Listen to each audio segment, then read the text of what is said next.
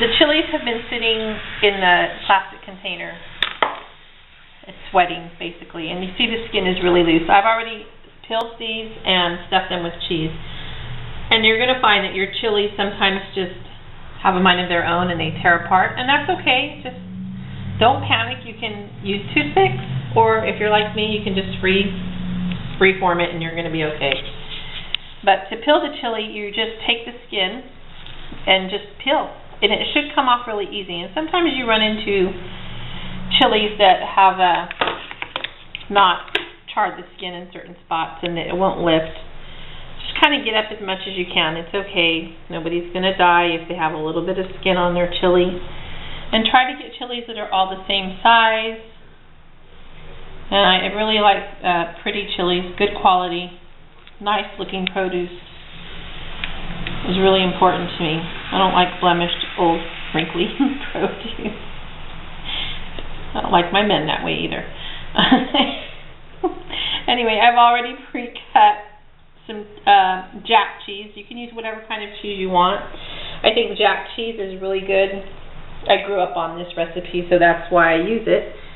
I want to be adventurous and try some Mexican cheeses that are especially made for melting. And maybe I'll get into that later on, but I've never really had one that's been prepared with a Mexican cheese that I know of anyway.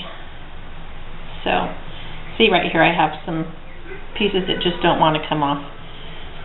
Otherwise it's pretty clean. This is the top of the chili anyway. Some people like to remove the seeds. I don't. I prefer to be surprised by my chili. Find out if it's hot or not. Some people don't like that, and I don't know why they eat chile rellenos, but they do. So you can remove the seed if you want. If your chili, like this one, didn't open on its own when you were peeling it, cut a little slit, and you can just take this part out, and it'll easily remove itself. I'm leaving mine in because I want mine in, but it will easily come out. You can see the chilies just come out, and you can rinse it if you want to make sure all those pods are out. I am leaving the rest in. I've got a nice chunk of cheddar cheese that I've just cut into different sizes because my chilies are all different sizes, so I can fit 2 good chunks of cheese in there, and it's nice and fat and full. And these are going to be ready to dredge with flour, and then we'll fry them in a little while. Not yet, Cassie. Okay. I also like to use leftover pieces of my cheese. This is a half a pound of cheese that I cut, by the way, for the 6 chilies, and I have half of it left over. And the reason I have it left over is because usually when I have my other babies here that don't eat chile rellenos, I like to make the fried cheese sticks for them, and they really like those, so I'll show you how to do those too, Mexican style. All right. And here I've dredged the chili powder. Here I've dredged the rellenos that were stuffed, and one of them actually went crazy on me and fell apart, lost the stem and everything. That's okay. Don't panic when things like that happen. You can see it here. It's just a mess. It's going to be fine. I'm going to actually put a little bit of flour on it. Yeah, it will still be edible. It'll still be probably the best one. So this is what you're going to do. You're going to take your chili that's been stuffed and just sprinkle flour on it. This is about 1.5 cups of flour that I put in a bowl. No salt, no seasoning. Sometimes I add salt, but I'm going to add salt to my egg whites. And the cheese, you just dredge it in that mixture too. And in the meantime, you want to do this right before you're going to fry, not anytime sooner. You can stuff the chilies. You can make the chilies a day ahead, char them, stuff them ahead of time, but you cannot put the flour on them until you are ready to start the frying process, right before you start the frying process. So I'm going to beat some egg whites and fold an egg yolk, and we're going to start making our rellenos. And I have 6 stuffed chilies here, so I'm going to use, I have jumbo eggs. I'm going to try 4 eggs. Should give me what I need, especially because they're jumbo, because I have these here. Usually I do 1 egg to 2 every 2 rellenos. That's what I figure, because I really like a nice fluffy batter. So that's going to be that, and we'll get back to the battering process. Yeah, wow, these are jumbo eggs. I didn't realize how big they were, so 3 to 4 should be good. I'm going to use 4 because I want extra. I have a stainless steel bowl. I have a stainless steel bowl. I have a whisk. If you have egg beaters, please use them, or if you have a food processor that can whip your egg whites, do that. I don't have that. I cook old school.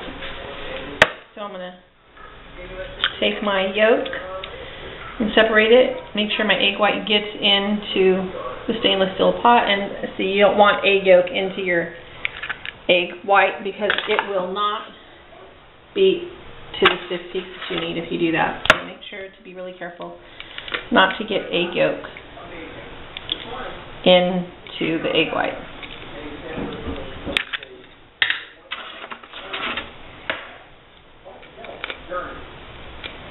I'm not very graceful at breaking egg yolks, or egg whites, or eggs, whatever. I'm not very graceful at that, so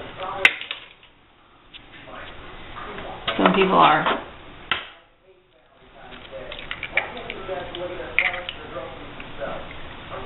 But I get the work done. Okay, they're separated. And I'm going to add about a teaspoon of salt, sea salt, kosher salt, whatever you have. I prefer kosher salt or sea salt. I started using it a while back, and I just started realizing that regular salt has a metallic taste to it, and I don't like it. So I'm going to use a teaspoon.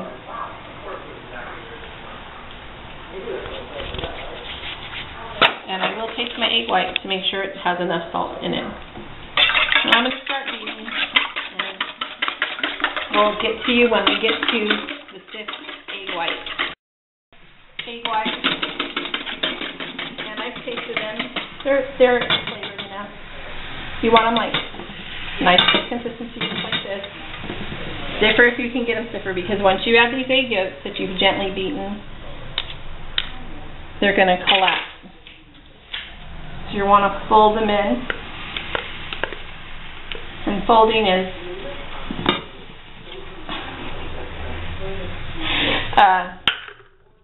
folding egg yolks in is something you have to do really gently, because you're losing the air as you fold those egg yolks in that you've just worked so hard to create it. And my grandma arms are tired. So you want it as nice and uniform as you can get it. If you have a spatula, it works even better, one of those rubber ones. I don't have a lot of fancy tools. I don't like them. Or really I like them, I just can't afford them, I'm not going to lie. Okay, so we're going to go over to the stove where I have my trusty pan, my very favorite pan, ready to go with cooking oil in it. And again, I just barely like it over the corner so that I can fry my food. I have a spatula. I have my chilies here. And I really don't have a lot of room, so I'm going to do this really quickly with a couple of them so you can get the idea, so I can clear this area. You just take your chili and your rubber spatula or spoon, whatever you have that you use to do the egg yolks with, fold the egg yolks in, and just cover that. And it should look like that. You're going to put it in this hot oil, and it should sizzle. If it doesn't sizzle, you're going to have a problem. So make sure your pan is hot. Otherwise, that relleno is going to stick. And this has to go really fast because the heat, like if you're really close to the stove like I am, the heat is going to make these egg yolks wilt, make the batter wilt. So the less you make, the better your results are going to be probably, or else you're going to have to do them in batches. So I'm going to get away from the stove here because it's just too hot. I need a rolling cart in here is what I need. And if the cheese is falling out, just don't panic. Hold it. Throw it in the pan. That batter is going to hold it in there. And then you've got these left, and I'll show you how to do the cheese next. Comes in handy because you can use that to help you turn that over. Be careful, yeah. oil gets really super hot, and it's time for me to turn my pan down. I told you before, the thing about using a cast iron pan is that it holds a lot of the heat. Once it does get hot, it takes longer to get hot, but it does retain a lot of the heat. I also have a spoon here, which I can use to go up onto the sides of my relleno that didn't get cooked. I really don't like drowning my food in oil. This is drowning it to me enough. So once they get puffy and beautiful like this, I mean, they're pretty much ready to go. If they stay in oil too much longer, they'll burn. You don't want to burn relleno. You want something that's beautiful and delicious and everything my mom used to make. That's what I look for.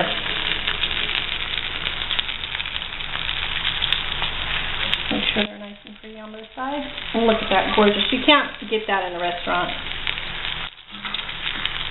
You're not going to. Homemade is always the best.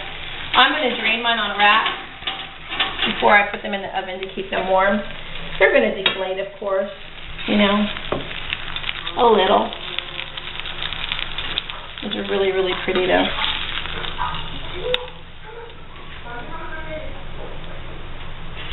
And then I'm going to show you how to do cheesecake.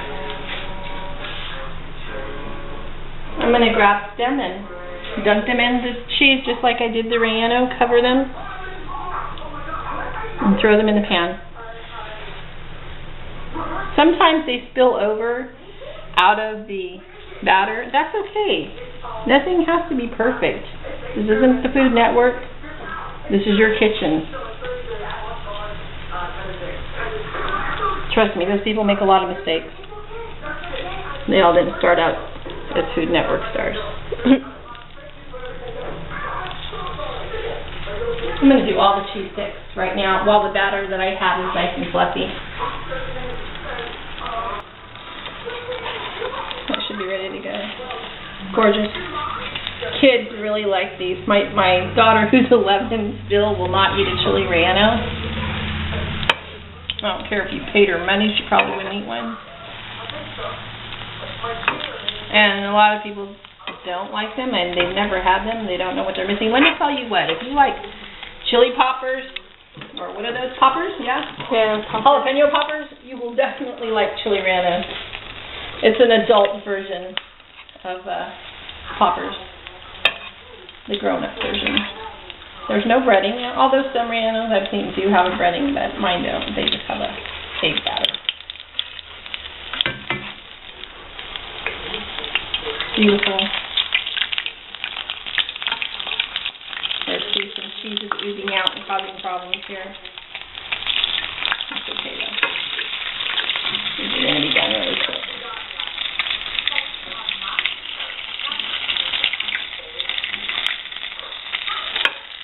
And that's that on the little cheese sticks. I'm going to set those off to drain as well.